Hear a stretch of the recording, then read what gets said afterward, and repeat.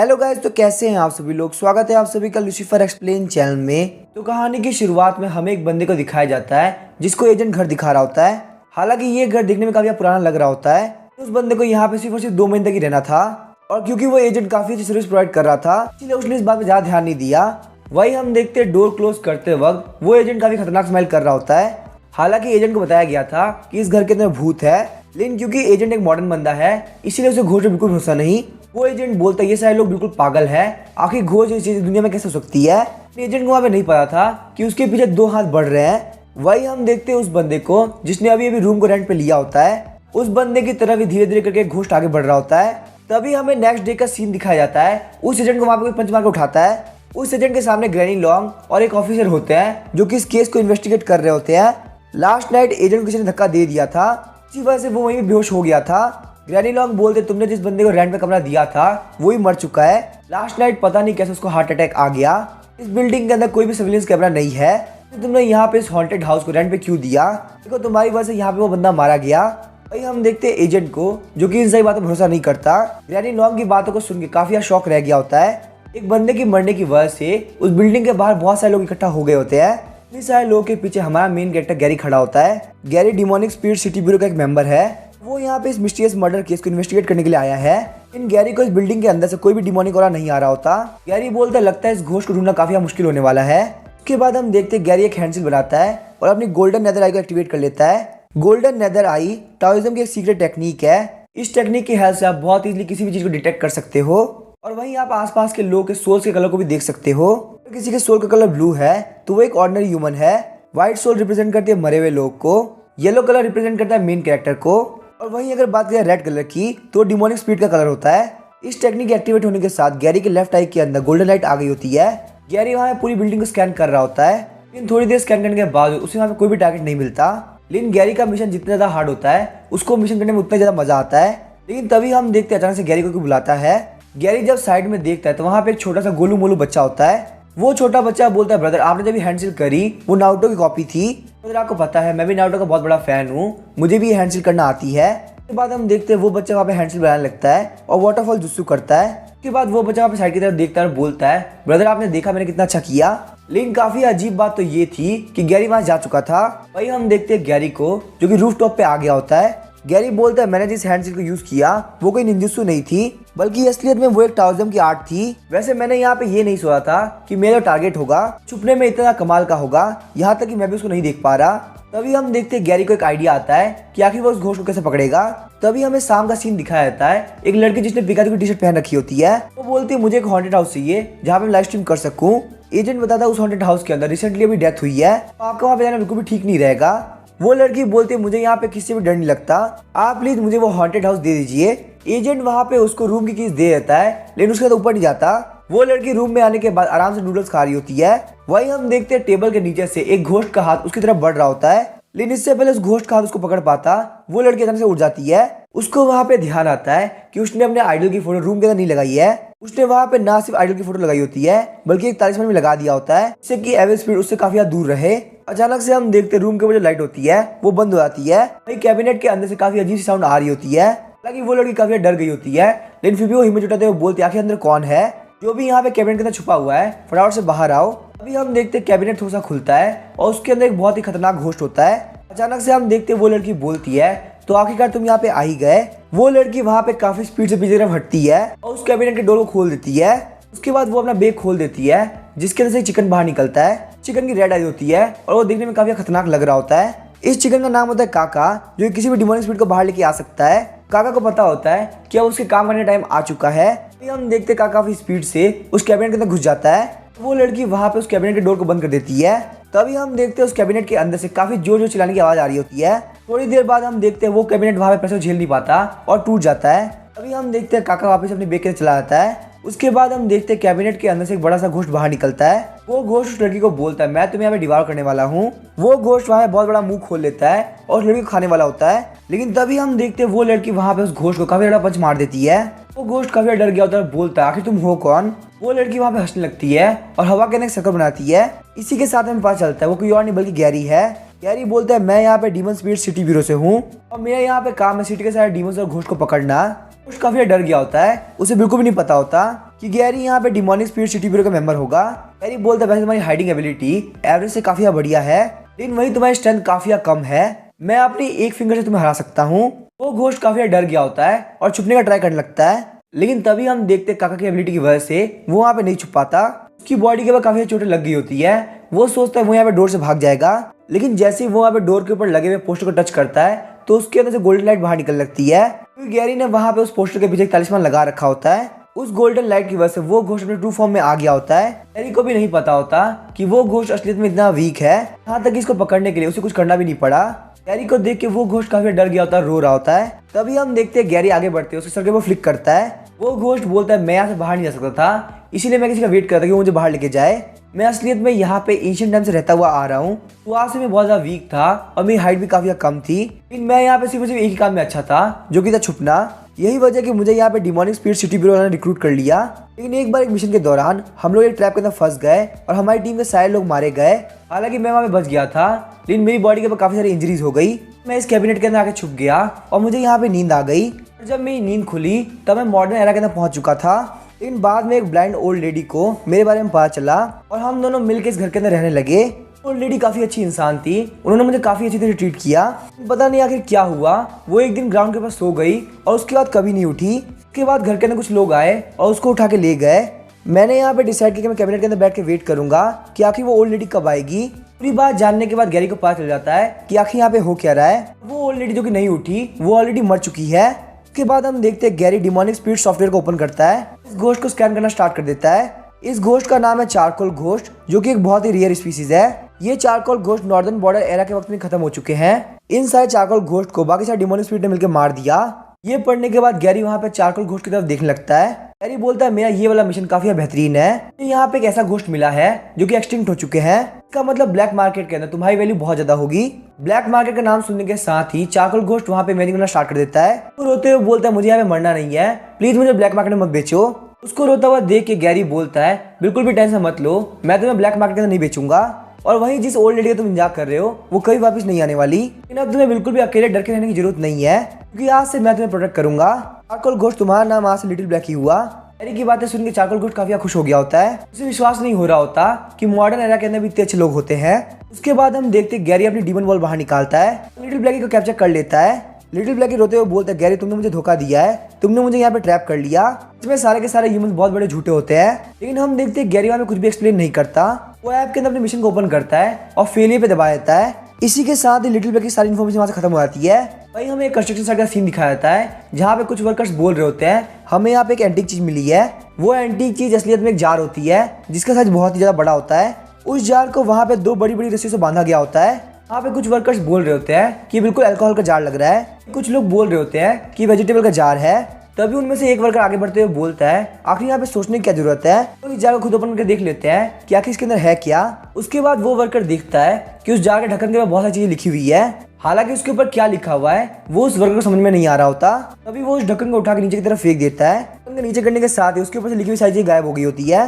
लेकिन हम देखते हैं वो वर्कर वहाँ पे चुपचाप खड़ा हो गया होता है और कोई भी हरकत नहीं कर रहा होता। पीछे वाले सारे वर्कर्स को बुला रहे होते हैं और उसको चेक करने के लिए आगे बढ़ते हैं। लेकिन उन सारे वर्कर को नहीं पता था कि ये वर्कर असलियत में मरने के कगार पे पहुंच चुका है। इसकी बॉडी की सारी वाइटलिटी को वो जार एब्जॉर्ब कर रहा है। अभी हम देखते हैं बारिश के अंदर एक लड़की काफी स्पीड से बाइक चला रही होती है। उसके पास में एक बहुत बड़ा ऑर्डर आया होता है जिसको डिलीवर करने के लिए उसके पास सिर्फ 5 मिनट बचे होते हैं। लड़की अपनी स्पीड को और ज्यादा बढ़ा देती है ताकि वो जल्द से जल्द पहुंच सके। उससे वहाँ पे बिल्कुल भी टेंशन नहीं होती क्योंकि उस रोड के ऊपर ज्यादा लोग नहीं थे। अचानक से वो किसी चीज से टकरा जाती है और काफी दूर जा गिरती है। उसको नहीं समझ में आ रहा होता कि आखिर वो यहाँ पे किस चीज टकरा गई, क्योंकि उसके सामने वहाँ पे कोई भी चीज नहीं थी। जैसे जैसे बारिश और तेज होती जा रही थी उसकी तरफ एक बहुत ही खतरनाक मॉन्स्टर बढ़ रहा था। तभी हमें इस लड़की के बारे में बताया जाता है। इस लड़की का नाम है वान साइरिन। वान साइरिन जब बहुत ज्यादा यंग थी तभी उसकी मदर उसे छोड़ के चली गई और उसके फादर भी बहुत कम एज के अंदर मर गए। यही वजह कि उसे अपने रिश्तेदारों के घर पे रहना पड़ा। साइरिन बहुत सारा पैसा कमाना चाहती है ताकि वो अपनी मदर को दिखा सके ताकि उन्होंने साइरिन को छोड़ के कितनी बड़ी गलती करी। हालांकि उसके पास अभी तक बहुत ही कम पैसे हैं, लेकिन अगर वो यहाँ पे ज्यादा हार्डवर्क करती है तो शायद से वो इजीली अचीव कर ले। साइरिन की आंटी उसके रूम में आती है और बोलती है कभी भी सुबह जल्दी नहीं उठती और हमेशा रात को लेट आती हो, किसी काम में भी हेल्प नहीं करती, सिर्फ तुम फ्री की रोटियां तोड़ रही हो। तो यहाँ पे ये बात समझ में नहीं आ रही आखिर तुम हमारे घर में क्यों रह रही हो। सायरन सोच रही होती है मुझे यहाँ पे जल्द से जल्द रहने की जगह ढूंढनी होगी। उसके बाद हम देखते हैं सायरन की आंटी अंकल को बोलती है पहले आपने बोला था कि वो लड़की कुछ दिनों तक रहेगी, लेकिन अब उसको यहाँ पे रहते हुए लगभग 6 महीने से भी ज्यादा हो चुका है। अंकल बोलते मुझे इस बात से कोई फर्क नहीं पड़ता, आखिर वो कब तक रहती है, वो मेरी भतीजी है, वो जब तक चाहे तब तक रह सकती है। ये बात सुन के आंटी काफी चिढ़ गई होती है और अपना काम करने के लिए निकल जाती है। अभी हम देखते हैं सायरन बाहर निकलती है और बाथरूम के अंदर चली जाती है, लेकिन जब वो वहाँ पे अपना फेस धो रही थी तभी वहाँ का गेट खुलता है। वो अंकल वहाँ पे आ गए होते हैं और सायरन को देख के हंस रहे होते हैं। सायरन को भी फील हुआ जाता है कि उसके पीछे कोई आ रखा है। सायरन जब पीछे देखते तो वहाँ पे उसके अंकल खड़े होते हैं। उसके अंकल बोलते हैं मैं यहाँ पे दांत को साफ करने के लिए कुछ लेने के लिए आया हूँ। सायरन को वहाँ पे काफी अजीब लग रहा होता है क्योंकि भले ही अंकल का घर हो लेकिन उन्हें यहाँ पे ऐसा एंटर नहीं करना चाहिए था। तभी हम देखते हैं अंकल वहाँ पे टूथपिक को लेने के लिए आगे बढ़ते हैं। सायरन के काफी करीब आ गए होते हैं। अंकल वहाँ पे लगातार सायरन की बॉडी को ही देख रहे होते हैं। उनके इंटेंशन काफी गलत होते हैं। रकबना के साथ बोलते हैं जब तुम काफी छोटी थी मैं तुम्हारे साथ में खेला करता था, लेकिन देखो यहाँ पे काफी कम टाइम के अंदर तुम इतनी बड़ी हो चुकी हो। तुम्हें एक लड़की जब 18 की हो जाती है तो वो काफी चेंज हो जाती है। वह तुम्हारे पास में काफी अच्छे खासे पैसे हो चुके हैं, तुम रात में भी काफी लेट आती हो, इसका मतलब तुम पक्का से कुछ ना कुछ करती होगी। लेकिन अगर तुम्हें यहाँ पे पैसे चाहिए तो तुम्हें बाहर जाने की जरूरत नहीं है, तुम बस यहाँ पे अंकल को खुश करो और अंकल तुम्हें बहुत सारे पैसे देंगे।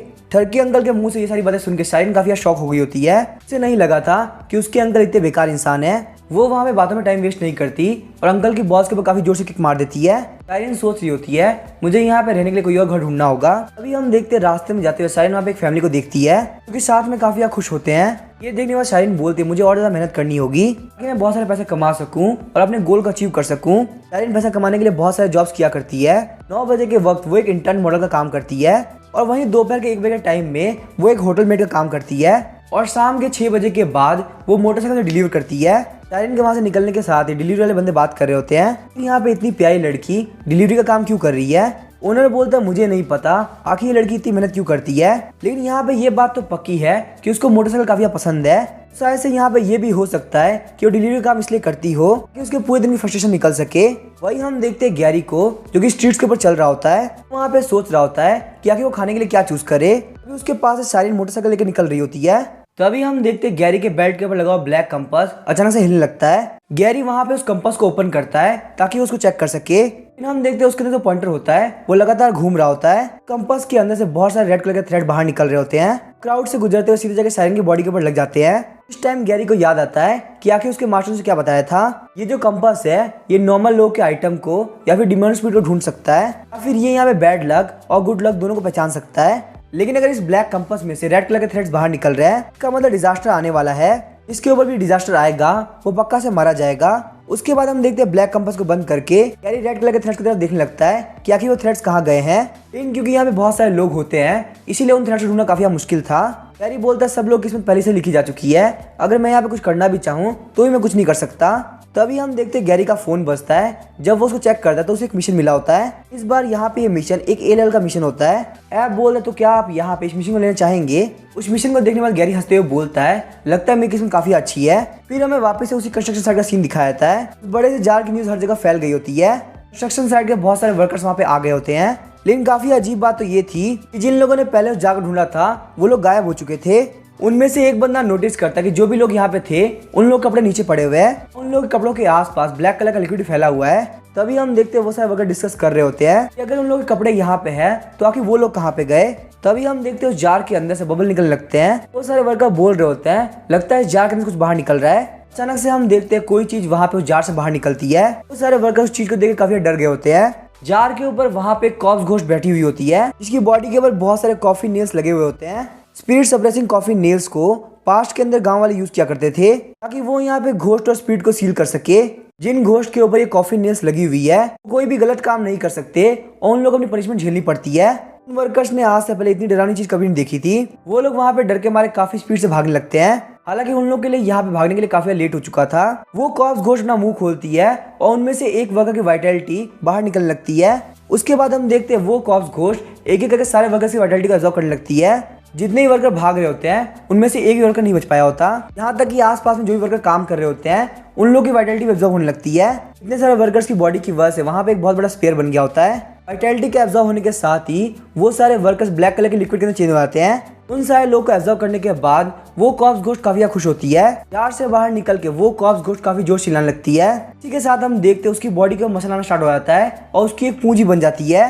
उसके बाद हम देखते हैं वो एक काफी खतरनाक डिमोनिक बीस्ट के अंदर चली जाती है। लेजेंड के अकॉर्डिंग ये डिमोनिक बीस्ट घोस्ट असलियत में एक कॉर्प्स घोस्ट है जो कि हजारों सालों की नफरत से बना हुआ है। इसके पास में एक बहुत ही पावरफुल बॉडी है और इसकी स्किल की हेल्प से ये दूसरे लोग के स्पिरिचुअल स्टेट को डिटेक्ट कर सकता है। इस मॉन्स्टर के पास में दूसरों को एब्जॉर्ब करने की पावर भी है। लेजेंड के अकॉर्डिंग इसको मम्मी कहा जाता है। अपने हाथों को देखते हुए बोल रही होती है, आखिर मैं हूँ कौन और आखिर मैं एक बीस्ट में चेंज कैसे हो गई। तभी उसके हाथ के ऊपर पानी की एक बूंद गिरती है और उसको अपनी मेमोरी याद आने लगती है।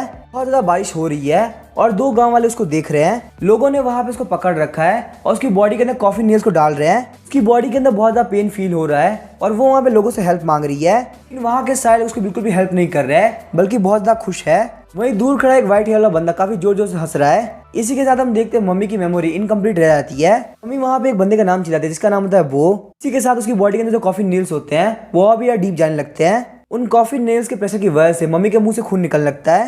हम देखते हैं वो मम्मी वहाँ पे नीचे गिर गई होती है, लेकिन उसकी प्रॉब्लम यहीं पे एंड नहीं होती। उसकी तरफ वहाँ पे कोई बहुत स्पीड से आ रहा है। अभी हम देखते हैं मम्मी अपनी स्किल फोर्साइट को एक्टिवेट करती है। ये एक बहुत ही यूनिक एबिलिटी है जो कि टारगेट को बहुत दूर से देखने में हेल्प करता है। वो वहाँ पे बहुत ही दूर से टारगेट के स्पिरिचुअल ऑरा और सोल को देख सकता है। मम्मी देखती कि उसकी तरफ गैरी काफी स्पीड से आ रहा है। हालांकि वो गैरी को पहचान नहीं पाती, लेकिन उसे ये बात पता होती है गैरी से फाइट करना उसके लिए बिल्कुल भी इजी नहीं होने वाला। वही कॉफी नेल्स की वजह से ये मम्मी बहुत ज्यादा वीक हो चुकी है कि मम्मी यहाँ पे वेट करके खुद के मरने का इंतजार नहीं कर सकती। उसके मन के अंदर उस बंदे के लिए बहुत ज्यादा हेट भरा हुआ है। वो उस बंदे को ढूंढ के सारा पेन लौटाना चाहती है।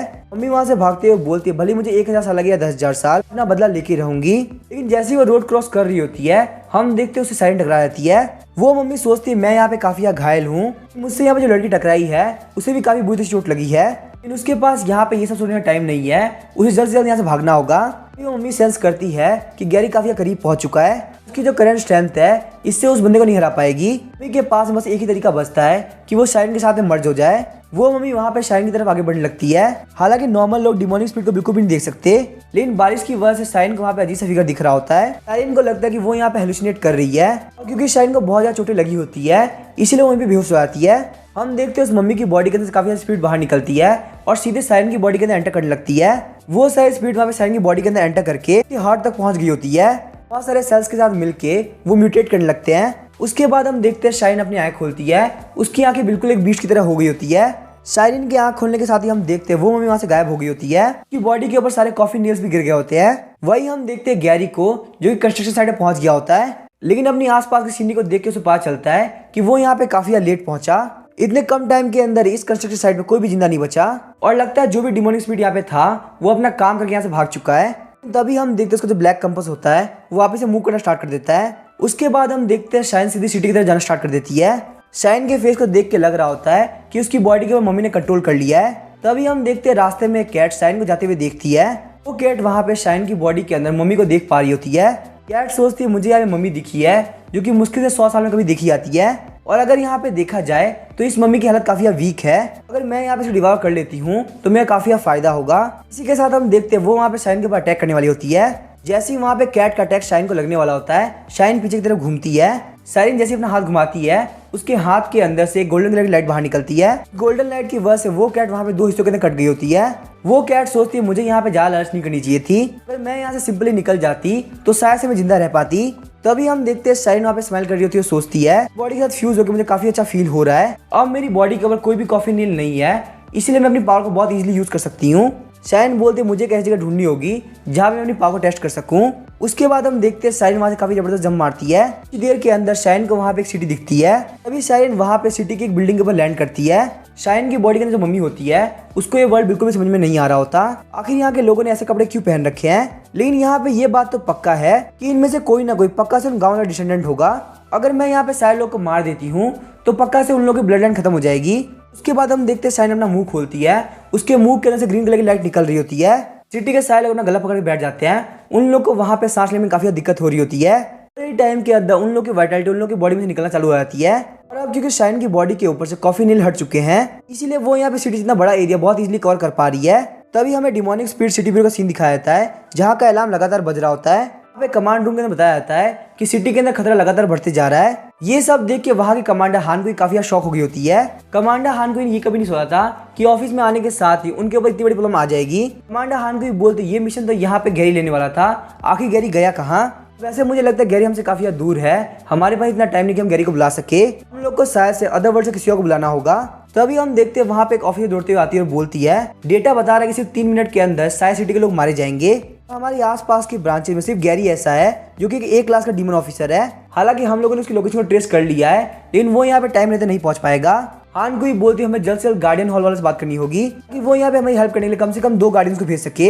ये सुनने के साथ ही वो ऑफिसर काफी शॉक हो गई होती है। ऑफिसर बोलते क्या हम लोग यहाँ पे सच में गार्डियंस को बुलाने वाले हैं? गार्डियंस असलियत में वो गार्ड्स होते हैं जो कि landing speed city guardian hall के अंडर में आते हैं।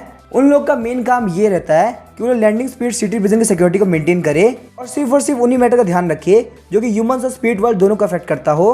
इनके अंदर जो मम्मी होती है वो वहाँ पे लगातार वाइटलिटी को एब्जॉर्ब कर रही होती है, पर कंप्लीटली एब्जॉर्ब करने से पहले उसे अपने पीछे कुछ फील होता है। तभी हम देखते हैं सामने वाली बिल्डिंग पे एक मार्क अपीयर हुआ होता है। उस मार्क के अंदर से रेड लाइट बाहर निकलती है और वहाँ पे 2 गार्डियंस आगे होते हैं। वहाँ पे एक मोटा और एक पतला गार्डियन होता है। उन लोगों ने वहाँ पे ब्रॉन्ज मास्क पहन रखे होते हैं।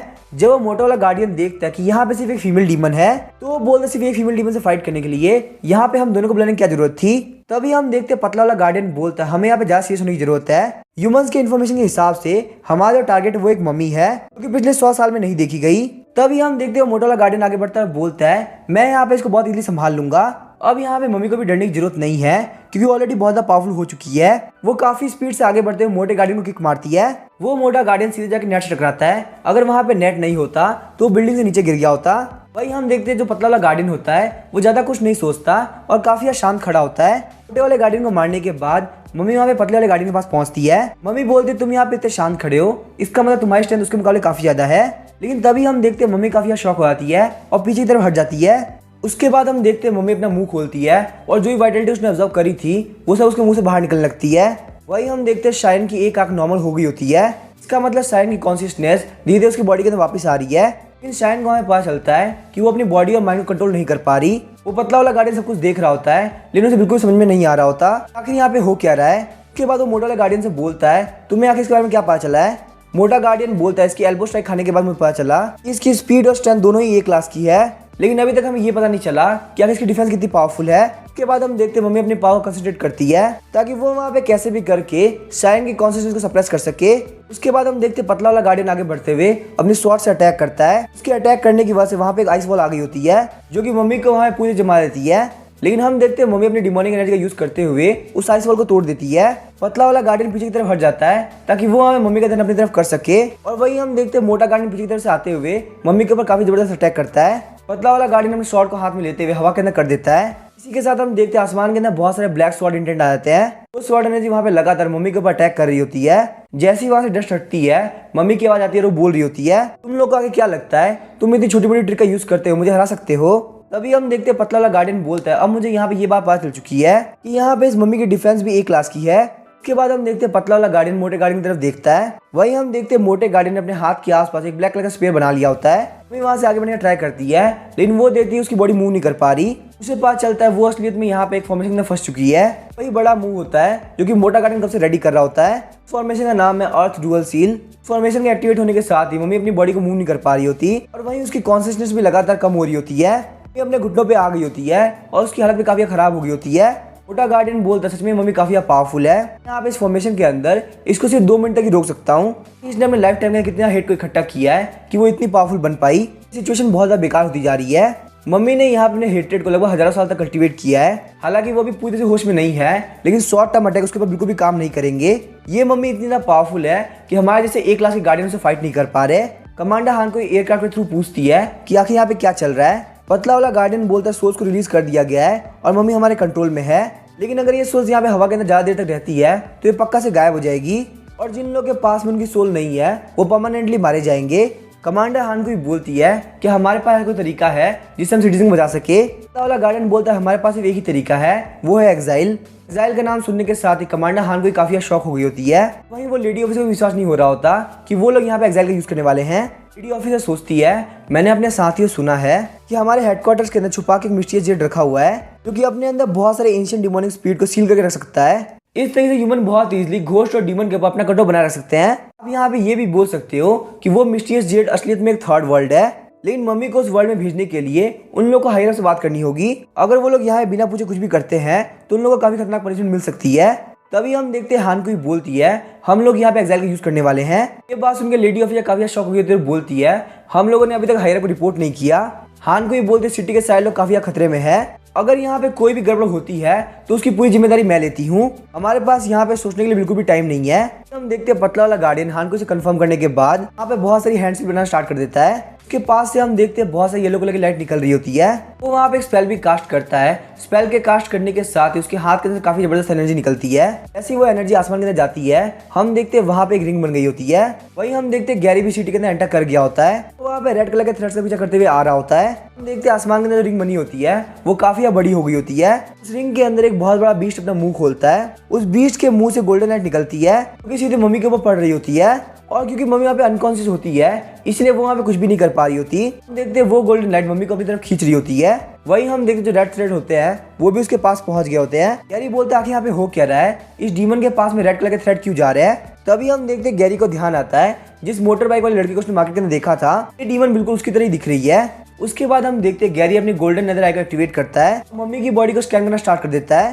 गैरी को पता चलता है कि शाइन की बॉडी यहाँ पे डीमन के साथ मर्ज कर चुकी है, इसलिए शाइन यहाँ पे एक तरीके से हाफ ह्यूमन है। गैरी ने आज से पहले ऐसा केस कभी नहीं देखा था और ये केस उसको काफी इंटरेस्टिंग लग रहा होता है। उसके बाद हम देखते हैं गैरी काफी स्पीड से गोल्डन लाइट की तरफ बढ़ने लगता है। वैसे भी गैरी का काफी मन था कि वो भी उस थर्ड वर्ल्ड के अंदर एंटर कर सके। गोल्डन लाइट में एंटर करने के साथ ही गैरी वहाँ पे थर्ड वर्ल्ड के अंदर चला गया होता है। ये देखे कमांडर हान को और ऑफिसर काफी शॉक हुई होती है। वही हम देखते हैं पतला वाला गार्डियन बोलता है क्या ये बच्चा पागल हो चुका है। तभी हम देखते हैं लेडी ऑफिसर बोलते हैं कमांडर क्या हम लोग गार्डियन को बोले कि वो लोग यहाँ पे गैरी को रिलीज कर दे। हान को ही बोलते नहीं हम ऐसा नहीं कर सकते क्योंकि वो एक ऐसी जगह है जहाँ से वापस आना पॉसिबल नहीं है। आज तक थर्ड वर्ल्ड के अंदर कोई भी ह्यूमन एंटर नहीं किया और हमें नहीं पता कि वहाँ पे क्या क्या हो सकता है, और अगर वो कमीना गैरी थर्ड वर्ल्ड से बाहर आ भी गया तो मैं उसको अपने हाथों से मार दूंगी। वो कमीना कभी मेरी बात नहीं सुनता और हमेशा आलतू फालतू काम करता रहता है। तभी हमें थर्ड वर्ल्ड का सीन दिखाया जाता है। वहाँ पे भी गोल्डन लाइट आई होती है, जो भी डिमोनिक स्पिरिट नीचे होती है वो सारे लोग ये ऑब्जर्व कर रहे होते हैं। वही हम देखते हैं उनमें से एक डिमोनिक बीस्ट केन उस गोल्डन लाइट को देख के हंसने लगता है। केन सोचता मुझे यहाँ पे याद भी नहीं है कि आखिर मैंने कितने डिमोनिक बीस्ट से फाइट करी होगी। इतने सारे डिमोनिक बीस्ट से फाइट करने के बाद आखिरकार मैं यहाँ पे इतना पावरफुल बन चुका हूँ। उसके बाद हम देखते हैं केन वहाँ पे डायरेक्टली गोल्डन लाइट की तरफ बढ़ने लगता है ताकि वो वहाँ पे कम से कम रियल वर्ल्ड में जाके एक सिटी खत्म कर सके। लेकिन जैसे वो गोल्डन लाइट को टच करने वाला होता है उसकी बॉडी के ऊपर काफी सारी फ्लेम्स आती है। हम देखते हैं फायर की वजह से उसकी बॉडी वहाँ पूरी तरह से खत्म हो गई होती है। अब उसकी बॉडी का सिर्फ एक ही पार्ट बचा होता है जो कि होती है उसकी आई बॉल। केन बोलता है अगर मेरी बॉडी का एक भी पार्ट बचा हुआ है तो मैं अपनी स्पेशल एबिलिटी का यूज करते हुए अपनी ओरिजिनल फॉर्म को वापस रिस्टोर कर सकता हूँ। लेकिन तभी हम देखते हैं केन की आई बॉल गैरी के गाल से टच करती है। गैरी वहाँ पे एक थप्पड़ मारते उस आई बॉल को क्रश कर देता है। वो बोलता है कि मेरे गाल के ऊपर ये क्या फालतू चीज लग गई। ग्राउंड पे आने के बाद वो इधर उधर देखता है कि आखिर वो लड़की गई कहाँ। चेक करने के बाद उसे पता चलता है कि वो लड़की यहाँ पे है ही नहीं। गैरी काफी फ्रस्ट्रेट हो गया होता है, बोलता है हम दोनों यहाँ पे साथ में पड़े थे तो आखिर वो लड़की कहाँ चली गई। लेकिन तभी हम देखते हैं गैरी के पीछे वहाँ पे एक बहुत ही पावरफुल वाइल्ड बोर आ गया होता है। वाइल्ड बोर जब वहाँ पे गैरी को देखता है तो उसके मुंह से पानी आने लगता है। पहले वो वाइल्ड बोर यही देखने के लिए आया था कि आखिर यहाँ पे कौन से बीस्ट कैप्चर किया गया है, लेकिन उसे बिल्कुल भी नहीं पता था कि असलियत में यहाँ पे ह्यूमन आ जाएगा। ऐसा लगता है डिमोनिक स्पिरिट ब्यूरो वालों ने उसके लिए काफी अच्छा गिफ्ट भेजा है। लेकिन वाइल्ड बोर को नहीं पता होता कि उसके सामने जो बंदा खड़ा है वो भी किसी डिमोनिक बीस्ट से कम नहीं है। जितनी खुशी वाइल्ड बोर को गैरी को देख के हो रही है उतनी ही खुशी वहाँ पे गैरी को वाइल्ड बोर को देख के हो रही है। वही हम देखते हैं शाइन को जो कि जमीन के ऊपर गिरी होती है, उसकी बॉडी के ऊपर से मम्मी का कंट्रोल हट जाता है। थोड़ी देर बाद वो उठती और चिल्लाते हुए बोलती है मैं अपने ऑर्डर को डिलीवर करने में काफी लेट हो जाऊंगी। शाइन के मेमोरी के अकॉर्डिंग वो कुछ डिलीवर करने के लिए जा रही थी और अचानक से वहाँ पे उसकी बाइक किसी चीज से हिट हो गई। लेकिन तभी वहाँ पे शाइन रियलाइज करती है कि उसकी बॉडी के ऊपर कोई मार्क नहीं है और वो एक बहुत ही अजीब जगह पे आ चुकी है। उसके आसपास वहाँ पे पुराने घरों को छोड़ के कुछ भी नहीं है। अभी शाइन इधर उधर ही देख रही होती है, तभी उसको एक डिमोनिक बीस्ट खाने के लिए आगे बढ़ता है। उसके बाद हमें वापस गैरी की तरफ दिखाया जाता है। वाइल्ड बोर वहाँ पे काफी स्पीड से भाग रहा होता है। वही हम देखते हैं गैरी आराम से वाइल्ड बोर की सवारी कर रहा होता है और शांति से बैठा होता है। तो वहाँ पे देख के लग रहा होता है कि ह्यूमंस के लिए यहाँ पे एक नॉर्मल बात है। लेकिन वही हम देखते हैं वाइल्ड बोर को जिसके डर के हमारे पसीने छूट रहे होते हैं। वाइल्ड बोर इसीलिए यहाँ पे इतना डरा हुआ है कि उसके सर के ऊपर डिजास्टर बैठा हुआ है, उसकी वजह से थर्ड वर्ल्ड के सारे डिमोनिक बीस्ट उसके पीछे आ रहे हैं। वही हम देखते हैं शाइन को डिमोनिक बीस्ट खाने वाला होता है। अभी शाइन वहाँ पे खतरे को सेंस कर लेती है और नीचे की तरफ झुक जाती है। सारी चीजें वहाँ पे इतनी स्पीड से होती है कि शाइन काफी शॉक हो जाती है। साइरन को बिल्कुल भी समझ में नहीं आ रहा होता कि आखिर उसकी स्पीड इतनी कैसे बढ़ गई। जब पीछे की तरफ देखती है तो वहाँ पे वो डिमोनिक बीस्ट लगातार उसको देख रहा होता है। साइरन वहाँ पे काफी डर गई होती है और अपने मन के अंदर सोच रही होती है आखिर ये किस तरह डिमोनिक बीस्ट है और ये मेरे पीछे क्यों आ गया। ऐसे ही साइरन वहाँ से भागने का ट्राई करती है, वो डिमोनिक बीस्ट जंप करके उसके सामने आ जाता है। हमें यहाँ पे इस डिमोनिक बीस्ट के बारे में बताया जाता है। इस डिमोनिक बीस्ट का नाम है जायंट सैलामेंडर। ये जायंट सैलामेंडर जमीन के ऊपर भी रह सकता है और वाटर के ऊपर भी। वहीं पानी के अंदर इसकी स्पीड काफी बढ़ जाती है। इसकी बॉडी के ऊपर बहुत सारे मार्क्स है जो कि इल्यूजन क्रिएट कर सकते हैं। ये जायंट सैलेमेंडर जिसके ऊपर भी अपने इल्यूजन से अटैक करता है वो अपना सबसे डरावना पेन वापस जीता है। यही वजह कि वो बंदा इल्यूजन से बाहर नहीं निकल पाता। वहीं हम देखते हैं शाइन को जो कि बिल्कुल भी मूव नहीं करी होती। इसका मतलब वो यहाँ पे जायंट सैलेमेंडर के इल्यूजन में फंस चुकी है। शाइन को याद आता है कि वो जब बहुत ज्यादा छोटी थी तो साइकिल चलाते हुए वहां पे गिर गई थी, क्योंकि वहां पे शाइन को चोट लग गई थी। इसीलिए उसके मॉम और डैड आर्ग्यूमेंट कर रहे थे, लेकिन फिर भी उसकी फैमिली से वो बहुत ज्यादा खुश थी। लेकिन तभी उसके डैड काफी बीमार पड़ गए। मैंने अपनी लाइफ के अंदर दूसरी बार वहीं पे रोया था और मेरे फादर के मेडिकल खर्चे को उठाने के लिए मेरी मॉम ने काम करना स्टार्ट कर दिया। लेकिन हमारी किस्मत काफी अच्छी थी कि 3 साल बाद मेरे फादर बिल्कुल ठीक हो गए। लेकिन उसके कुछ दिनों बाद ही मेरे फादर वापस बीमार पड़ गए और मेरी मॉम को यहाँ पे अब बिल्कुल भी जिम्मेदारी नहीं लेनी थी। उन्होंने वहाँ पे एक दूसरे बंदे के साथ रिलेशन बना लिया। जब मैंने अपनी मॉम को किसी और के साथ जाते हुए देखा वो तीसरी बार जब मैं रोई थी। मेरे फादर यहाँ पे इस शौक को ज्यादा दिन तक झेल नहीं पाए और उनकी भी डेथ हो गई। आखिरी बार मैं अपने फादर के फ्यूनरल पे ही रोई थी। उसके बाद टाइम टू टाइम मुझे वहाँ पे अलग अलग रिश्तेदार संभालने लगे, लेकिन सिर्फ थोड़े टाइम के अंदर वो सारे रिश्तेदार मुझे काफी बुरी तरह ट्रीट करने लगते। एंड के अंदर उनमें से कुछ रिश्तेदारों ने मुझे मेरी मॉम के पास छोड़ दिया, लेकिन मॉम ने मुझे यहाँ पे छोड़ने से पहले कुछ ऐसा बोला जो कि मैं कभी नहीं भूल सकती। मॉम का जो करंट हस्बैंड है उसका बिजनेस पूरी तरह से फेल हो गया और क्योंकि उन लोगों के पास बहुत सारा कर्ज हो चुका है इसीलिए लोग बॉर्डर एरिया में रह रहे हैं। मॉम की हालत को देख के शायद को कुछ भी समझ में नहीं आ रहा होता कि आखिर वो यहाँ पे क्या बोले। उसको यहाँ पे ज्यादा कुछ नहीं चाहिए था, बस उसको अपनी मॉम का प्यार चाहिए था। लेकिन उसकी मॉम ने उससे बोला शायद तुम यहाँ से वापस चली जाओ, मेरे पास यहाँ पे तुमको देने के लिए कोई पैसे नहीं है। अपने मॉम के मुंह से ये बात सुनकर शाइन काफी डिसअपॉइंट हो गई। उस दिन के बाद शाइन भूल चुकी थी कि आखिर उसकी मॉम कैसे दिखती है। वो वहाँ पे रोना भी चाहती थी लेकिन उसकी आंखों से आंसू नहीं आ रहे थे।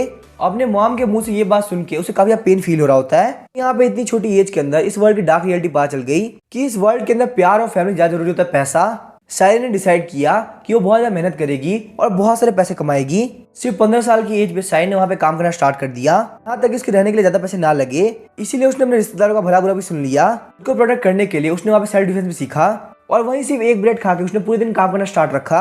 दिन काम करने के बाद जब शाइन काफी थक जाती थी उसे सिर्फ वहाँ पे एक चीज देख काफी खुशी होती थी जो कि था उसका बैंक बैलेंस। लेकिन अब यहाँ पे शाइन सोच रही है कि आखिर इतना सब कुछ करने का क्या फायदा हुआ, क्या यहाँ पे ज्यादा पैसा कमाने की वजह से उसकी मॉम को रिग्रेट हुआ। पहले के मुकाबले के कुछ भी चेंज हो पाया।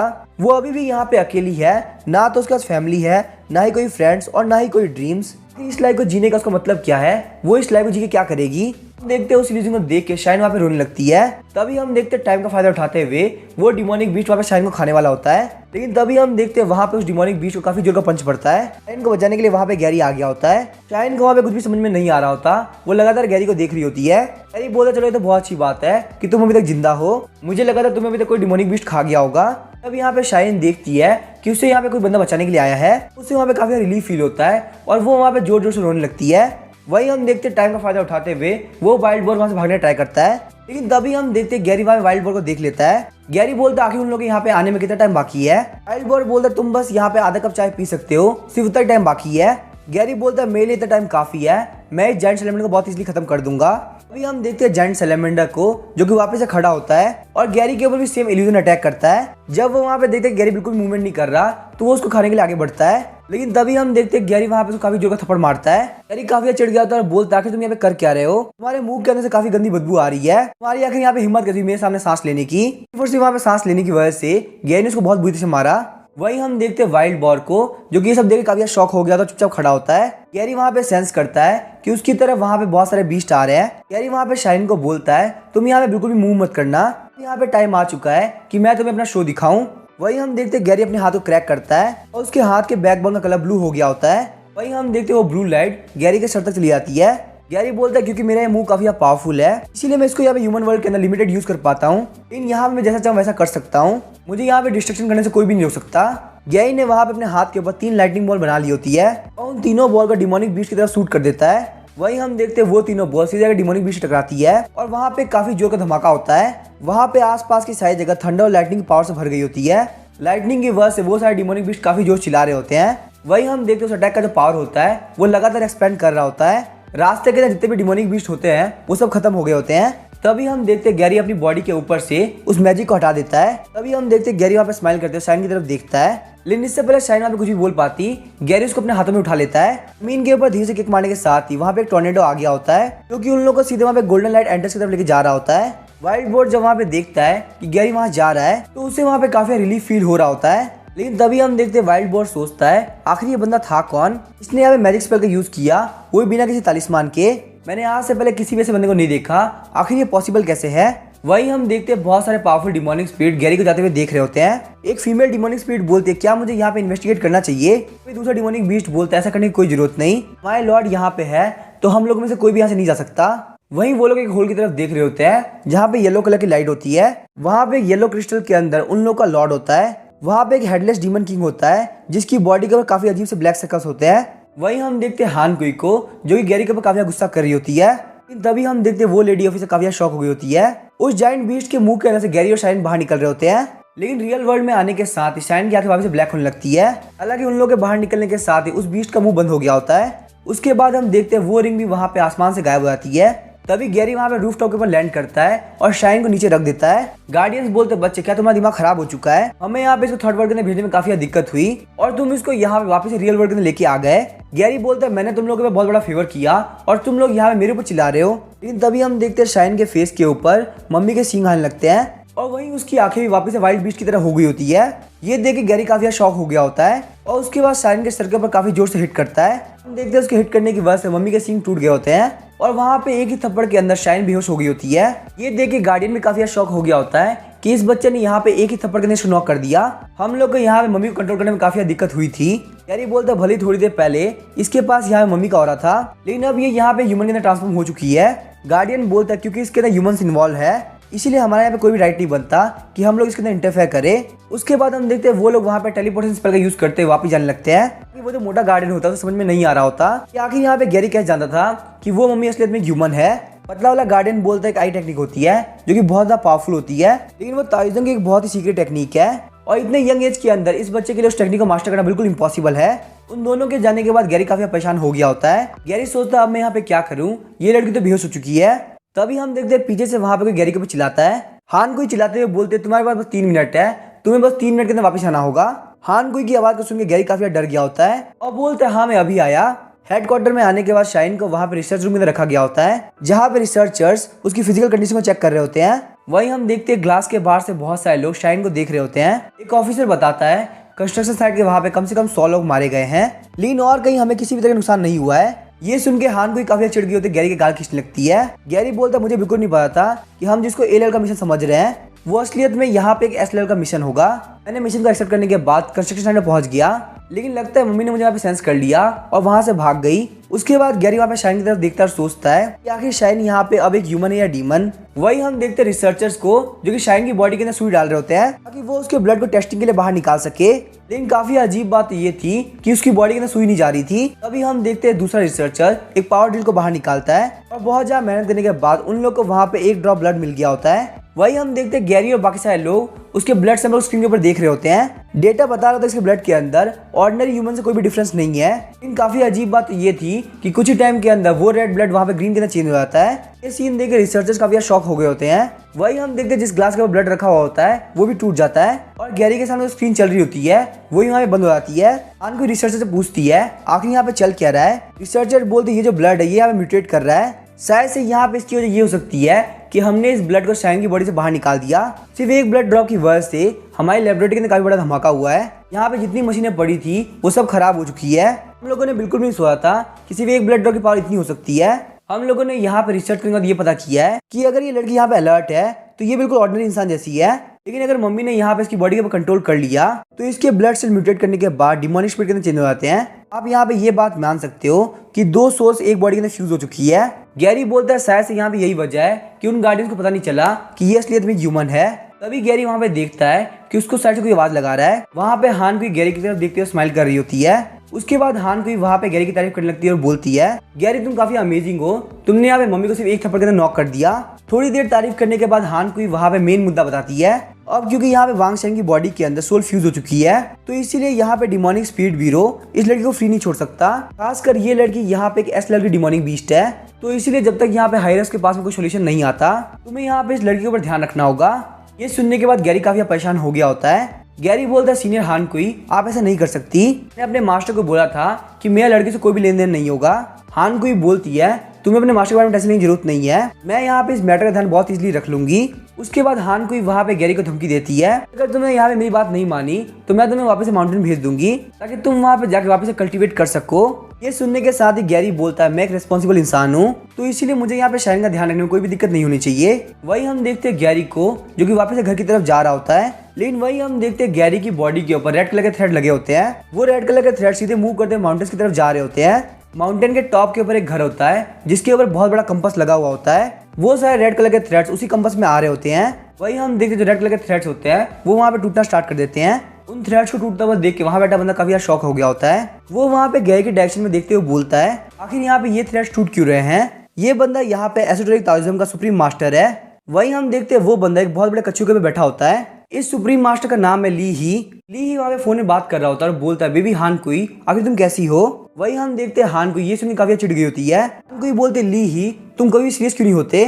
ली ही बोलता है मैंने यहाँ पे तुम्हें इसलिए कॉल किया है ताकि मैं तुमसे यहाँ पे गैरी के बारे में बात कर सकूं, ताकि उसके साथ में पिछले कुछ दिनों में क्या हुआ है। ये सुन के हान कुई काफी शौक आते हुए बोलती है आखिर तुम्हें इसके बारे में कैसे पता। ली ही को वहाँ पे खुद के ऊपर काफी प्राउड फील हो रहा होता है। ली ही बोलता है मैंने ऑलरेडी यहाँ पे सब कुछ कैलकुलेट कर लिया था। हान कुई काफी गुस्सा हो गई होती है और फोन को काट देती है। वही हम देखते हैं फोन कटने के साथ ही ली ही वहाँ पे स्माइल कर रहा होता है। ली ही बोलता है हान कुई तुम्हारे पास यहाँ पे इतनी बड़ी पोजीशन आ चुकी है लेकिन फिर भी यहाँ पे तुम्हारा गुस्सा बिल्कुल सेम है। वो जाइंट टर्टल बोलता है लेकिन यहाँ पे गैरी के लिए काफी टेंशन की बात है, ये रेड कलर के थ्रेड्स भी यहाँ पे टूट रहे हैं, इसका मतलब उसके ऊपर बहुत बड़ी दिक्कत आने वाली है। ली ही बोलता है यहाँ पे कोई भी टेंशन करने की जरूरत नहीं, यहाँ बस कुछ ही थ्रेड्स टूटे हैं, इसका मतलब गैरी के पास में अभी भी मौका है। तभी हमें वहाँ पे शाइन के माइंड के अंदर सीन दिखाया जाता है। उसकी बॉडी वहाँ पे पूरी से व्हाइट कलर की हो गई होती है। अपनी बॉडी को व्हाइट कलर का देख के शाइन काफी शॉक हो गई होती है। वही उसके आसपास की साइज बिल्कुल ब्लैक होती है, वो काफी कंफ्यूज होती है। तभी हम देखते हैं उसके पीछे कोई आ जाता है। शाइन जैसे हमारे पीछे की तरफ देखती है तो वहाँ मम्मी खड़ी होती है। मम्मी का फेस देखने में शाइन को याद आता है कि वही फिगर है जो कि उसके बाइक से टकराया था। तभी हम देखते हैं वहाँ पे मम्मी अपने फिंगर्स को मूव करती है। फिंगर्स के मूव करने के साथ ही शाइन की जो व्हाइट कलर की बॉडी होती है वो वहाँ पे गायब होना स्टार्ट कर देती है। तभी हम देखते हैं शाइन काफी डर गई होती है और वहाँ पे उसकी नींद खुलती है। शाइन सोचते क्या मैंने अभी जो भी देखा वो सब ड्रीम था, लेकिन जब वो अपने आसपास देखती है तो उसे फील होता है कि वो यहाँ पे कोई ऐसी जगह पे है जिसको वो बिल्कुल नहीं जानती और वहीं उसके कपड़े भी पूरे से चेंज हो चुके हैं। वहाँ पे काफी शर्मा रही होती है। उसके दिमाग के अंदर वहाँ पे अलग अलग तरह के ख्याल आ रहे होते हैं। शाइन सोचती है लगता है यहाँ पे कुछ ना कुछ तो गड़बड़ है। सबसे पहले यहाँ पे उसकी बाइक का एक्सीडेंट हुआ, उसके बाद वहाँ पे उसको बारिश के अंदर एक बहुत ही खतरनाक मॉन्स्टर दिखा और उसके बाद जब उसने अपनी आंखें खोली तो वहाँ पे एक बहुत बड़ा जायंट सैलेमेंडर था और उसके बाद वहाँ पे एक बंदा आता है जो कि उसको सैलेमेंडर से बचाता है और आसमान के अंदर गोल्डन लाइट के अंदर लेके चला जाता है। शाइन सोचती है क्या वो बंदा सच में एग्जिस्ट करता है कि मैंने वहाँ पे इमेजिन किया था कि मैं वहाँ पे चाहती थी कि मुझे वहाँ कोई प्रोटेक्ट करे। साइंस सोचते रियलिटी के सच में ऐसा इंसान होता जो कि मुझे प्रोटेक्ट करता तो ये काफी अच्छी बात रहती। तभी हम देखते हैं रूम का गेट खुलता है। जिस बंदे के बारे में शाइन अभी सोच रही थी उसने वहाँ पे सिर्फ और सिर्फ गमछा लपेट रखा था। उसको वहाँ पे ऐसा देख के शाइन काफी शॉक हो गई होती है। शाइन सोचते कहीं यहाँ पे इस बंदे ने मेरे कपड़े तो चेंज नहीं किए। वहाँ पे बिल्कुल नहीं सोचा था कि जिस बंदे के बारे में ऐसा सोच रही है वो इस तरह का इंसान निकलेगा। हम देखते हैं शाइन पिलो उठा के उसको मुंह फेंक देती है। इस बात से गैरी भी काफी गुस्सा हो गया होता है। तभी हम देखते हैं शाइन आगे बढ़ते हुए गैरी के बॉस के ऊपर किक करती है, लेकिन क्योंकि गैरी काफी स्ट्रांग होता है इसी वजह से उसको कुछ भी नहीं होता। उल्टा वहाँ पे शाइन अपने पैर पकड़ के बैठी होती है और उसको काफी दर्द हो रहा होता है। गैरी चिढ़ते हुए बोलता है मैंने तुम्हें सेव किया और तुम यहाँ मेरे ऊपर अटैक कर रही हो। चिल्लाते हुए बोलते तुम एक बहुत बड़े ठरकी हो, आखिर यहाँ पे किसने परमिशन दी कि तुम मेरे कपड़ों को चेंज करो। गैरी बोला तुम्हारे कपड़ों को इसलिए चेंज किया गया क्योंकि तुम काफी भीग चुकी थी। यहाँ पे काफी डर था कि कहीं तुम्हें सर्दी ना हो जाए, इसलिए पहले तुमने शावर लिया और उसके बाद तुम्हारे कपड़े चेंज हुए। शावर का नाम सुनते ही शाइन और ज्यादा चिढ़ गई होती है। शाइन बोलते मुझे बिल्कुल नहीं पता था कि तुम यहाँ पे ऐसे कमीने इंसान निकलोगे। गैरी को वहाँ पे लग रहा होता है कि ये गलतफहमी काफी बढ़ती जा रही है, इसलिए वो अपने पीछे वाले बंदे को बुलाता है। अभी हम देखते हैं शाइन यहाँ पे गैरी के पीछे देख रही होती है। वहाँ पे एक बहुत बड़ा ग्रीन कलर का मॉन्स्टर होता है। काफी चिढ़ जाती है और बोलती है मेरे कपड़े यहाँ पे इस मॉन्स्टर ने चेंज किए। वहीं हम देखते हैं उस डिमोनिक बीस्ट को लगता है कि शाइन उसको बिल्कुल पसंद नहीं करती, इसीलिए वो डिमोनिक बीस्ट साइड में बैठ के रोने लगता है। हम देखते हैं गैरी उस डिमोनिक बीस्ट को शांत कर रहा होता है। गैरी शाइन को बोलता है तुम्हें यहाँ पे इससे माफी मांगनी होगी, भले ही यहाँ पे इसकी बॉडी काफी बल्कि हो, ये इसलिए 5 साल की छोटी बच्ची है। शाइन जब देखती कि वो यहाँ पे इतनी ज्यादा गलत थी तो वो उस डिमोनिक बीस्ट से माफी मांगने लगती है, लेकिन उसे बिल्कुल भी समझ में नहीं आ रहा होता कि आखिर ये डिमोनिक बीस्ट होते क्या हैं। गैरी बोलता है हमारे इस वर्ल्ड के अंदर ह्यूमंस और डिमोनिक बीस्ट दोनों ही रहते हैं, लेकिन बात बस इतनी सी है कि ऑर्डिनरी ह्यूमन डिमोनिक बीस्ट को नहीं देख सकते, यहाँ तक कि उनमें से एक डिमोनिक बीस्ट तुम्हारी बॉडी के अंदर भी है। सायरन को वहाँ पे कुछ भी समझ में नहीं आ रहा होता, वो काफी कंफ्यूज होती है। सायरन को समझाते समझाते गैरी काफी फ्रस्ट्रेट हो गया होता है। वो उस डिमोनिक बीस्ट को बोलता है तुम यहाँ पे इसकी कंफ्यूजन को दूर करो। तभी हम देखते हैं वो डिमोनिक बीस्ट गैरी की बात मान के सायरन को एक्सप्लेन करना स्टार्ट करती है। एक्सप्लेन करने से पहले वो वहाँ पे सायरन को ग्रीट करती है। वो आगे बताती है इस वर्ल्ड के अंदर बहुत टाइम पहले से डिमोनिक बीस्ट रहा करते हैं। ज्यादातर डिमोनिक बीस्ट के लिए ह्यूमंस उनका खाना होते हैं। पहले ह्यूमंस के पास में कोई भी एबिलिटी नहीं थी कि वो डिमोनिक बीस्ट से फाइट कर सके, इसीलिए डिमोनिक बीस्ट जब भी मन करता वो ह्यूमंस को डिवार कर लेते। लेकिन कुछ टाइम बाद वहाँ पे कुछ ऐसे बंदे आए जिनके पास स्पेशल एबिलिटी थी, वहाँ पे बहुत इजीली डिमोनिक बीस्ट के खिलाफ फाइट कर सकते थे। उन लोगों ने वहाँ पे एक ऑर्गेनाइजेशन बनाई जिसका नाम रखा एसेटोरिक। उन लोगों का मिशन ये था कि वो लोग ह्यूमैनिटी को प्रोटेक्ट करेंगे। उस दिन के पास से ह्यूमंस के पास में इतनी कैपेबिलिटी आ गई कि वो डिमोनिक बीस्ट के खिलाफ बैलेंस बना सके। लेकिन एसेटोरिक की पावर बढ़ने की वजह से ह्यूमंस के रूलर काफी परेशान हो गए। रूलर्स की तरफ से एसेटोरिक के लोगों के ऊपर हमेशा अटैक कराया था।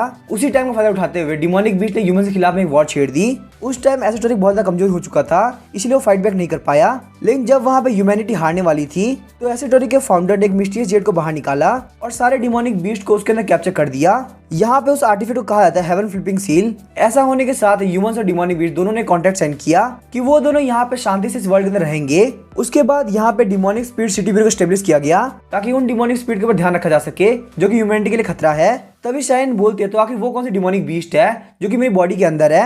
लिटिल डिमोनिक स्पीड बोलती है मुझे इसके बारे में नहीं पता, अगर आपको यहाँ पे इसके बारे में जानना है तो आप गैरी से पूछ सकती हो। तभी हम देखते हैं वहाँ पे गैरी आता है और बोलता है अब यहाँ पे तुम्हें ठीक करने का टाइम आ चुका है। गैरी बोलता है शायरिन चलो बेड पे लेट जाओ। शायरिन काफी शर्माने लगती है और बोलती है आखिर तुम्हें क्या बोल रहे हो, आखिर मेरे साथ यहाँ पे क्या करने वाले हो। गैरी बोलता है तुम्हारे अंदर जो डिमोनिक ऑरा है वो काफी स्ट्रॉन्ग होता जा रहा है, अगर मैंने यहाँ पे इसको चेक नहीं किया तो तुम्हारी कॉन्सियसनेस पक्का से खत्म हो जाएगी। तभी शायन को वहाँ पे वही मॉन्स्टर ध्यान आता है जो कि उसकी ड्रीम्स के अंदर आया था। वहाँ पे देखते गैरी अलग अलग हैंडसिल बना रहा है। स्माइल करते हुए बोलता है मुझे कोई मौका नहीं मिला कि मैं यहाँ पे इस हैंडसिल को यूज करूँ, हमारे ऊपर यहाँ प्रैक्टिस करने में मुझे काफी मजा आएगा। उसके बाद हम देखते हैं वो शायन के सर के ऊपर अपने फिंगर्स को लगा देता है। गैरी के फिंगर्स में से गोल्डन लाइट निकलती है और शायन वहाँ पे बेड के ऊपर गिर जाती है। लिटिल डिमोनिक स्पीड पूछने वाली थी कि आखिर यहाँ पे हो क्या रहा है, लेकिन तभी हम देखते हैं गैरी वहाँ पे बेड के ऊपर गिर जाता है। उसके बाद हमें वापस शायन के माइंड के अंदर का सीन दिखाया जाता है। शायन का कलर वापस से पूरी से व्हाइट हो गया होता है। अपनी आंखें खोलती है लेकिन उसे अब काफी वीक फील हो रहा होता है, यहाँ तक कि वो अपनी बॉडी को थोड़ा बहुत भी मूव नहीं कर पा रही होती। वहीं हम देखते हैं उसके पास में गैरी खड़ा होता है जो कि पूरे से व्हाइट कलर का होता है। गैरी बोलता है तुम यहाँ पे खुद को इसी वजह से मूव नहीं कर पा रही क्योंकि तुम्हारी कॉन्शियसनेस लगातार खत्म हो रही है। तुम्हारी कॉन्शियसनेस यहाँ पे इस व्हाइट कलर की लाइट से पता चलती है। अगर तुम्हारी कॉन्शियसनेस पूरी तरह से खत्म हो गई तो तुम यहाँ पे इस बॉडी के अंदर मर जाओगी और इस बॉडी के अंदर सिर्फ उसी डिमोनिक बीस्ट बच जाएगा। लेकिन तुम्हें यहाँ पे बिल्कुल भी टेंशन लेने की जरूरत नहीं, अगर हम यहाँ पे डिमोनिक बीस्ट को हरा देते हैं तो तुम्हारी कॉन्शियसनेस वापस से पूरी तरह से ठीक हो जाएगी। वहीं हम देखते हैं मम्मी प्रेजेंट होती है और वो उस पूरे सीन को देख रही होती है। गैरी मम्मी की तरफ आगे बढ़ता है और बोलता है तुमसे यहाँ पे फाइट करने में काफी मजा आएगा। मम्मी को नहीं पता होता कि गैरी यहाँ पे क्या करने के लिए आ रहा है, लेकिन फिर भी वो वहाँ पे काफी सीरियस हो गई होती है। गैरी मम्मी को बोलता है अब क्योंकि तुम्हारी कॉन्शियसनेस काफी पावरफुल हो चुकी है, चलो हम दोनों यहाँ पे फाइट करते हैं, देखते हैं कौन ज्यादा पावरफुल है। वही हम देखते हैं मम्मी सबसे पहले अटैक करने के लिए आगे बढ़ती है। वो वहाँ पे काफी स्पीड के साथ गैरी के फेस के ऊपर पंच मारती है। इसी के साथ हम देखते हैं गैरी वहाँ पे कुछ कदम पीछे हो जाता है। पंच की वजह से गैरी के फेस के ऊपर बहुत बड़ा होल हो गया होता है। तभी हम देखते हैं मम्मी वापस से गैरी के ऊपर अटैक करने के लिए आगे बढ़ रही होती है। लेकिन अचानक से उसकी बॉडी सिग्नल देती है कि तुम्हें यहाँ पे पीछे हट जाना चाहिए। मम्मी वहाँ पे काफी स्पीड से पीछे की तरफ हो जाती है। मम्मी सोचती है कि सच में यहाँ पे ये बंदा इतना स्ट्रॉन्ग है, ये देखने में तो बिल्कुल एक नॉर्मल इंसान लग रहा है, तो आखिर इसकी बॉडी यहाँ पे इतना डेंजर सिग्नल क्यों दे रही है। गैरी अब काफी गुस्सा हो गया होता है, उसके फेस का होल भी ठीक हो गया होता है। गैरी बोलता लगता तुम्हें यहाँ पे ये बात पता है कि अगर आप किसी को भी हिट करो तो सबसे पहले सर पे हिट करना चाहिए। सच में मैं यहाँ पे ये बात मान गया कि तुम एक एस क्लास के डिमोनिक बीस्ट होने के लायक हो, तुमने मुझे यहाँ पे इंजर्ड कर दिया, सच में काफी कमाल की बात है।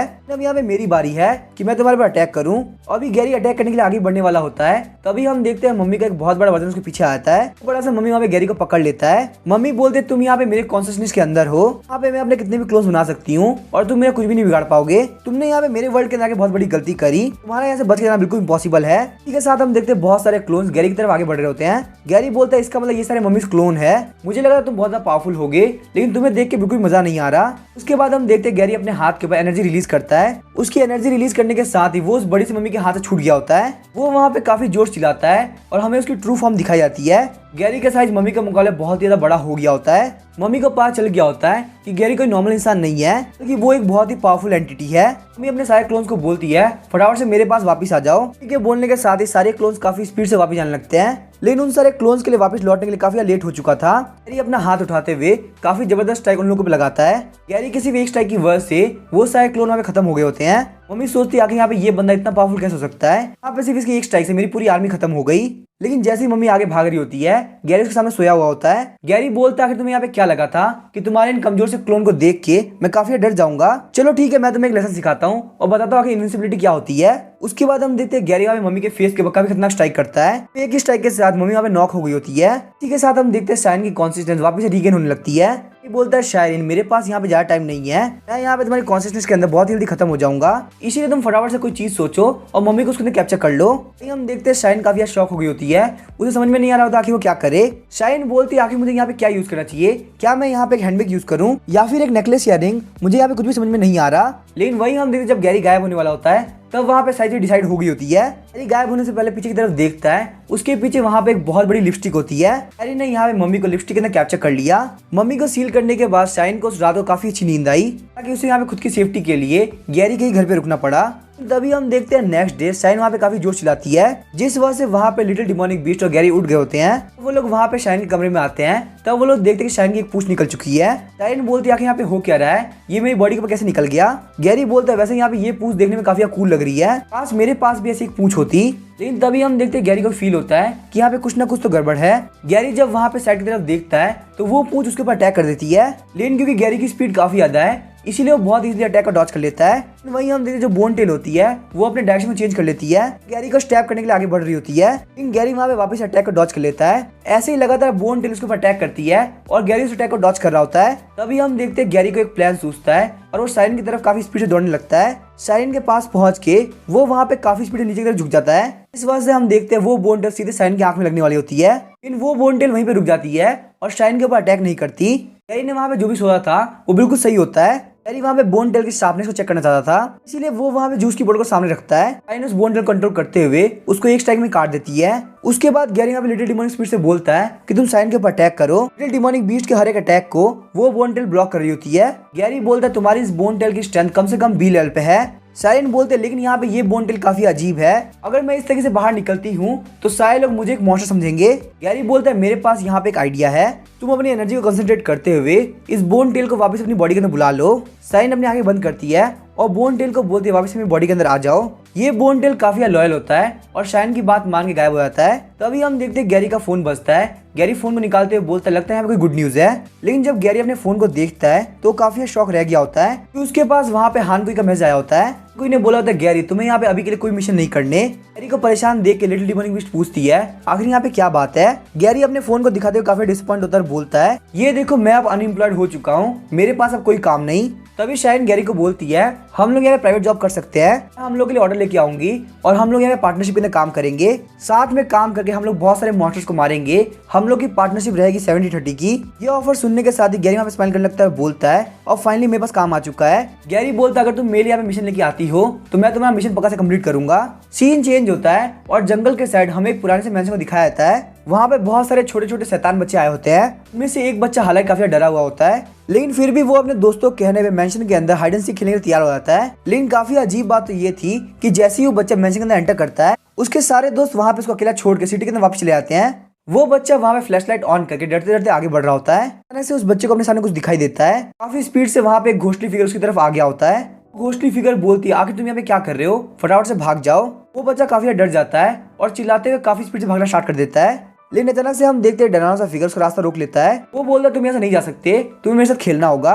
उसके बाद हमें नेक्स्ट डे का सीन दिखाया जाता है। शाइन वहाँ पे पोस्ट कर रही होती है कि उसे वहाँ पे कुछ मिशन मिल सके। तभी वहाँ पे डोर पे नॉक होता है। जब शाइन गेट खोलती है उसे वहाँ पे एक लड़की दिखती है।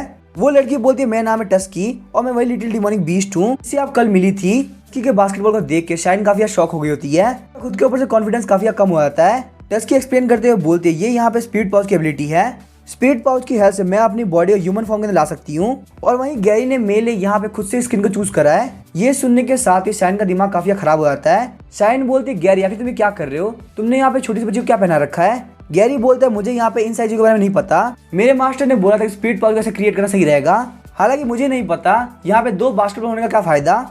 गैरी की बातों को सुन के शाइन का दिमाग खराब हो गया होता है, उसे वहाँ पे बिल्कुल समझ में नहीं आ रहा होता कि आखिर कोई इतना पागल कैसे हो सकता है। तभी हमें एक बहुत बड़े मैंशन का सीन दिखाया जाता है। वहाँ पे एक बंदा रिपोर्ट करता है कि उन तीनों बच्चों को ढूंढ लिया गया है, लेकिन उस ओल्ड मैंशन के अंदर हमें हमारे यंग मास्टर नहीं मिले। लेकिन काफी अजीब बात तो ये थी कि उनके फोन की लोकेशन उसी ओल्ड मैंशन के पास में आ रही है। जब हमने वहाँ पे थर्मल सेंसर से स्कैन किया तो हमें वहाँ पे एक चूहा भी नहीं मिला। जिनका ओनर काफी टेंशन करने लगता है और बोलता है लगता है यहाँ पे कोई डिमोनिक बीस्ट है। वो बोलता है डिमोनिक स्पिरिट ब्यूरो की सबसे पावरफुल ब्रांच चूज करो, हम लोग उन लोगों को हाईएस्ट प्राइस देंगे ताकि वो लोग मेरे बेटे को सेफली लेके आए। नेक्स्ट डे हम देखते हैं शाइन वहाँ पे रेडी हो रही होती है। वहाँ पे गैरी आता है और बोलता है मुझे नहीं लग रहा तुम इतना कमाल की होगी, तुमने यहाँ पे इतनी जल्दी अपने फर्स्ट मिशन को ले भी लिया। शाइन काफी शॉक होती है, उसे बिल्कुल नहीं पता चल रहा था कि यहाँ पे क्या चल रहा है। उसके बाद हम देखते हैं वो लोग वहाँ पे बिल्डिंग से नीचे उतरते हैं। वहाँ पे दो बॉडी वाले बंदे कार लेके इंतजार कर रहे होते हैं। गैरी नोटिस करता है कि उन लोग की बॉडी के अंदर से काफी खतरनाक ऑरा बाहर निकल रहा है। गैरी बोलता है लगता है हमारी ये जॉब काफी बड़ी होने वाली है। उसके बाद हम देखते हैं वो लोग वहाँ बहुत बड़े गेट के सामने आगे होते हैं। गैरी बोलता है ये गेट यहाँ पे इतना ज्यादा बड़ा है, इन लोगों ने अंदर यहाँ पे डायनासोर पाल रखे हैं। जब गैरी पीछे की तरफ घूमता है तो काफी शौक रह गया होता है क्योंकि वो दोनों बॉडी वाले बंदे अपने कपड़े उतार के साइड में रखने लगते हैं। बॉडी वाले बंदे बोलते हैं प्लीज हमें माफ कर दीजिए, लेकिन हम लोग अपने कपड़े खराब नहीं कर सकते, ये कपड़े बहुत ही ज्यादा महंगे हैं और यहाँ पे ये आइडिया हमारा नहीं बल्कि बॉस का है। अगर आप यहाँ पे हमको 5 मिनट के अंदर हरा देंगे तो आप बॉस से मिल सकते हैं। उसके बाद हम देखते हैं उन दोनों बंदों के अंदर से ग्रीन कलर की एनर्जी निकलने लगती है और वो लोग वहाँ पे बहुत ही पावरफुल वुल्फ डीमन के अंदर चेंज हो जाते हैं। दोनों ही वुल्फ मॉन्स्टर काफी स्पीड से गैरी के ऊपर अटैक करने के लिए आगे बढ़ते हैं, लेकिन गैरी वहाँ पे बिल्कुल शांत खड़ा होता है, कुछ भी नहीं करता। उन लोग के अटैक करते गैरी काफी स्पीड से डॉज कर लेता है। तभी दोनों वुल्फ डीमन सोचते हैं कि वो लोग गैरी के ऊपर आगे पीछे से अटैक करेंगे। गैरी अब यहाँ पे थोड़ा थोड़ा सीरियस हो रहा होता है और अपने हाथ को जेब से बाहर निकालता है। पहले गैरी सोचता है कि सिर्फ अपने पैरों का यूज करना काफी रहेगा, लेकिन तभी हम देखते हैं वहाँ पे काफी गोल्डन लाइट निकलने लगती है। वो गोल्डन ऑरा इतना पावरफुल होता है कि शाइन को वहाँ पे खड़े होने में काफी दिक्कत हो रही होती है। उस गोल्डन लाइट के अंदर हम देखते हैं गैरी वहाँ पे वुल्फ डीमन को पंचेस मार रहा होता है। कुछ ही देर के अंदर वो वहाँ पे दोनों वुल्फ डीमन के सर को पकड़ लेता है। इससे पहले वो दोनों वुल्फ डीमन रिएक्ट कर पाते, उन दोनों के सर को गैरी भिड़ा देता है। उन दोनों ही वुल्फ डीमन की हालत काफी खराब हो गई होती है। उसके बाद गैरी उन दोनों को काफी जोर जमीन के ऊपर पटक देता है। गैरी वुल्फ डीमन को दबा देता है और पंच मारने के लिए तैयार होता है। पहले वुल्फ डीमन ने सोचा था कि कुछ भी हो जाए वो यहाँ पे सरेंडर नहीं करेगा, लेकिन अब गैरी के पंच को देख के उसे काफी डर लग रहा है। गैरी का जो पंच होता है वो देखने में भले एक ऑर्डिनरी पंच लग रहा हो, लेकिन उस पंच के अंदर इतनी एनर्जी फील हो रही है जिससे एक सिटी डिस्ट्रॉय हो सके। वुल्फ डीमन अपनी पूंछ सामने आते हुए बोलता है मैं यहाँ पे सरेंडर करता हूँ। इस सीन को देख के शाइन वहाँ पे काफी शॉक हो गई होती है। उन लोग की फाइट को स्टार्ट हुए अभी सिर्फ 5 ही सेकंड हुए हैं और गैरी ने यहाँ पे इतनी जल्दी इन लोगों को सरेंडर करने मजबूर कर दिया। उसके बाद हम देखते हैं गैरी और साइरिन को बॉस के रूम तक लेके जाया जाता है। बॉस के रूम के अंदर वहाँ पे एक मास्क वाला बंदा होता है। वो बोलता है मैं यहाँ पे गैरी की स्ट्रेंथ को चेक करना चाहता हूँ। वो बोल रहा है तुमने यहाँ पे वुल्फ डीमन को हराने में काफी टाइम ले लिया, मैं वहाँ पे वुल्फ डीमन को सिर्फ 2 सेकंड के अंदर हराया था। बॉस वहाँ पे बीच में कुछ भी नहीं बोलता और चुपचाप खड़ा होता है। मास्क वाला बंदा बोलता चलो देखते हैं आखिर मेरी स्वॉर्ड फास्ट है तुम्हारी फिस्ट। वो अपनी स्वॉर्ड को निकालते हुए काफी स्पीड से गैरी के ऊपर स्लैश लगा देता है। इस स्किल को यहाँ पे फ्लाइंग फिस्ट राइजिंग कहा जाता है। कुछ ही सेकंड के अंदर वहाँ पे गैरी के सामने बहुत सारी स्वॉर्ड लाइट आ गई होती है, लेकिन वही नेक्स्ट मोमेंट हम देखते हैं वो मास्क वाला बंदा बाहर की तरफ गिरता है। गैरी ने मास्क वाले बंदे को पंच मारा होता है और बोलता है मुझे ऐसे लोग बिल्कुल पसंद नहीं। बॉस ताली बजाते हुए बोलता है गैरी तुम कमाल के इंसान हो, तो भरोसा हो चुका है कि इस जॉब को तुमसे अच्छा कोई नहीं कर सकता। उसके बाद वो उन लोगों को स्टोरी बताता है कि आखिर उसका बेटा गायब कैसे हुआ। साथ ही वो काफी रो रहा होता है और बोलता है प्लीज मेरे बेटे को ढूंढने में हेल्प करो, यहाँ पे जो अमाउंट बोलोगे मैं उसको पे करने के लिए तैयार हूँ। गैरी काफी खुश होता है और बोलता है अगर यहाँ पे डिमोनिक भी स्ट्रांग होगा तो फाइट करने में काफी मजा आएगा। अमाउंट के बारे में सुनकर शाइन भी काफी खुश हो गई होती है। बोलते हैं बिल्कुल भी टेंशन मत लीजिए, हाँ के बेटे को ढूंढ लेंगे। लेकिन अभी वो अपनी बात कंप्लीट ही कर रही होती है तो वहाँ पे साइड से एक बच्चा आता है। साइरिन वहाँ पे उस बच्चे को देख के काफी डर गई होती है। हम देखते वो जो बच्चा होता है उसके पीछे घोषली फिगर होता है कि आंखों को देख के लग रहा होता है कि उसके अंदर बिल्कुल भी लाइफ नहीं बची।